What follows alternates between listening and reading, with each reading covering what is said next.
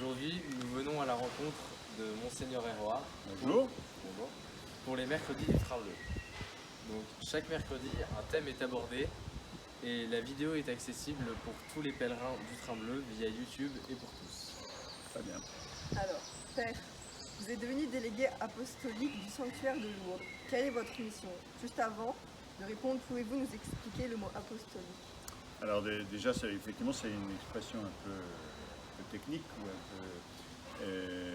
Donc jusqu'à présent, le sanctuaire de Lourdes était sous la responsabilité de l'évêque local, l'évêque du diocèse de Tarbes et Lourdes. Et il y a 2 ans maintenant, en 2019, le pape m'a demandé d'être son représentant personnel à Lourdes et d'assumer cette responsabilité de la bonne marche et du fonctionnement du sanctuaire. Alors c'est pour ça que je suis donc le délégué du pape et apostolique. Apostolique, ça a rapport aux apôtres, hein, et donc à la suite des apôtres.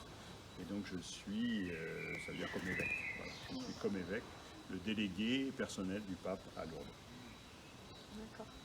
Ce qui fait que je vais souvent à Lourdes. Et évidemment, comme vous le savez aussi, Lille et Lourdes, c'est pas vraiment à côté. Et donc je fais beaucoup de trajets. Au tout début, j'y allais toutes les semaines. Donc j'allais le début de semaine à Lourdes et la fin de semaine à Lille.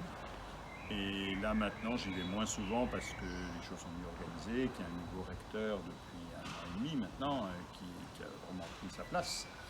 Et donc j'y vais à peu près 2 fois par mois environ. Donc, vous avez pris la suite de l'évêque de Tarbes. Oui, alors l'évêque de Tarbes, il est toujours là parce qu'il est toujours évêque de son diocèse. Mais pour ce qui est du sanctuaire, c'est moi qui suis responsable. Que ressentez-vous quand vous vous rendez à Lourdes?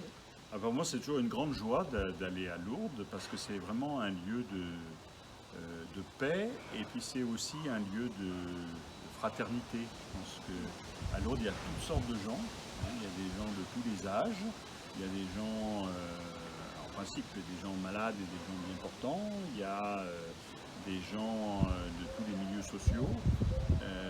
Et finalement, tout le monde est un petit peu en vérité devant ce lieu, devant l'accompagnement des malades qui viennent, et puis devant la grotte et devant la Vierge Marie, et chacun peut se vivre en confiance. Et donc il y a toujours une grande paix et une grande fraternité à Lourdes, et moi c'est toujours quelque chose qui me touche, parce que même si maintenant, comme je vous l'ai dit, j'y vais très régulièrement, mais chaque fois que j'y retourne, c'est toujours une source de joie et de bonheur, même si quelquefois, j'en ai un petit peu assez de faire des trajets et des voyages qui sont un peu longs et compliqués, surtout dans les périodes avec la pandémie, tout ça, il y a eu pas mal de difficultés de transport.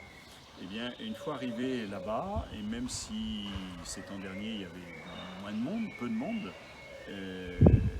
c'était vraiment toujours un beau moment. Voilà. C'est ça, moi, qui me touche. Quels sont les témoignages de pèlerins les plus marquants qui vous ont été confiés concernant Lourdes? Moi, je pense que le témoignage des pèlerins, c'est la confiance. Donc, je vous dis, il y a toutes sortes de pèlerins, hein, toutes sortes de gens, et qui viennent quelquefois avec des motivations très diverses. Il y a des gens qui viennent pour accompagner, il y a des gens qui... quand on prend par exemple les personnes malades qui viennent, alors on pense toujours, quand on évoque Lourdes, les gens disent « Ah ben oui, mais des guérisons, oui, mais c'est pas ça qui est premier. Ce qui vient, c'est que les malades, ou les personnes très âgées, ils viennent se confier à Marie, et à travers Marie, se confier au Seigneur.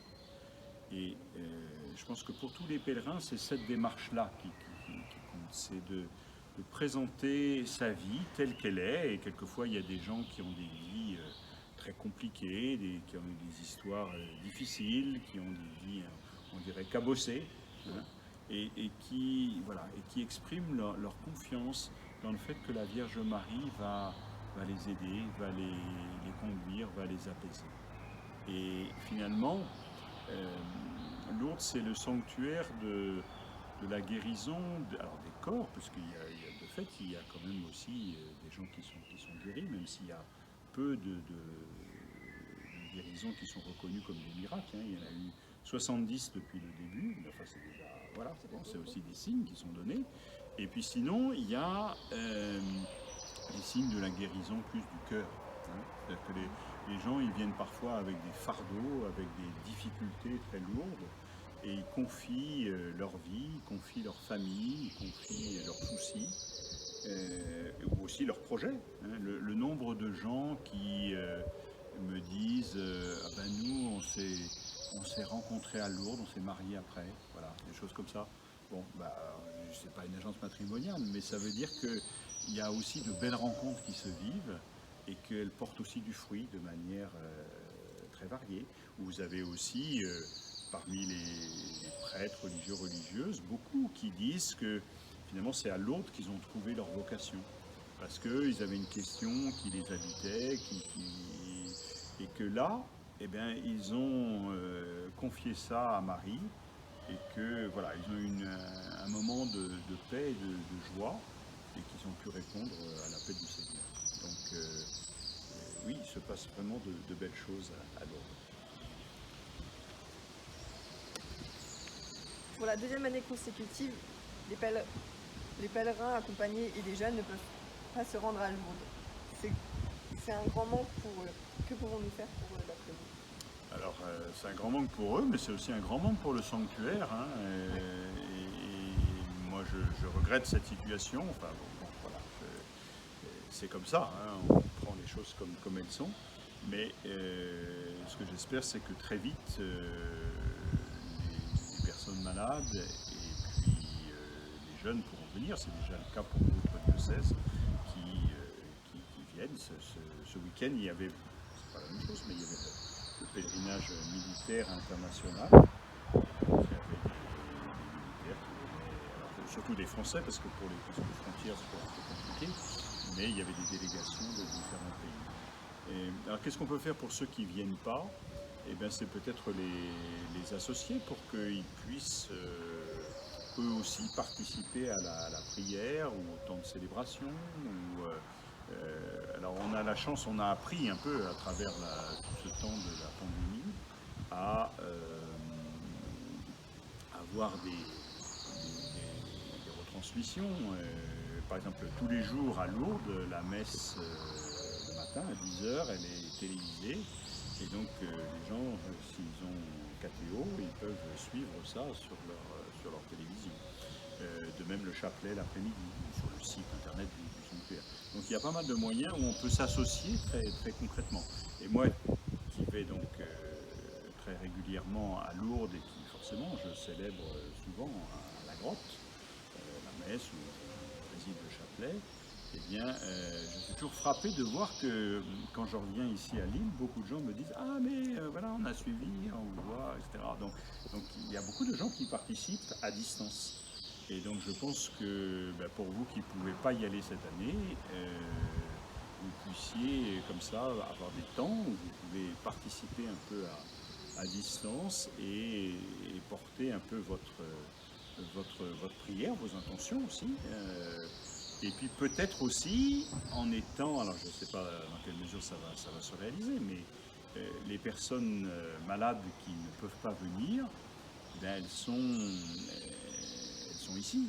Et donc peut-être qu'on peut s'intéresser aussi à elles et aller leur rendre visite ou aller les aider ou aller partager un moment avec elles et soutenir aussi de notre amitié. Donc ça c'est un moyen de faire, j'allais dire, un peu le pèlerinage à la maison. Voilà.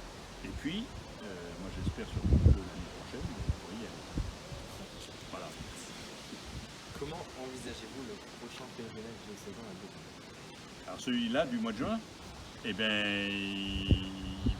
forcément, il va être en format un peu plus réduit que d'habitude, puisqu'il n'y aura qu'un seul train, et puis on n'aura pas les personnes malades avec nous, pas les jeunes qui nous accompagnent, qui vivent cette belle expérience, mais je pense que les gens qui vont venir, ils vont venir non seulement à titre personnel, avec leur vie, leurs intentions de prière, leur famille, etc., mais ils vont venir aussi en étant un peu les ambassadeurs de ceux qui n'ont pas pu venir. Et donc, c'est important qu'ils aient ce souci-là de porter dans la prière ceux qui ne seront pas là et de faire ce lien et ce pont avec ceux qui vont accompagner et être plus proches des personnes malades ou plus isolées pendant le temps du pèlerinage ici à Lille.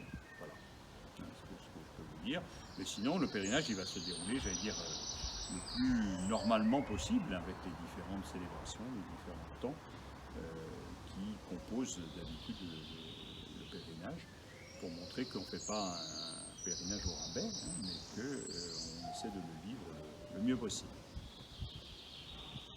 Merci d'avoir répondu à nos questions. Merci d'être venu jusqu'à l'archevêché de Lille.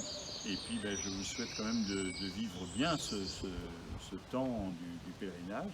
Et je vous attends à Lourdes une prochaine fois. Voilà. Bonne continuation.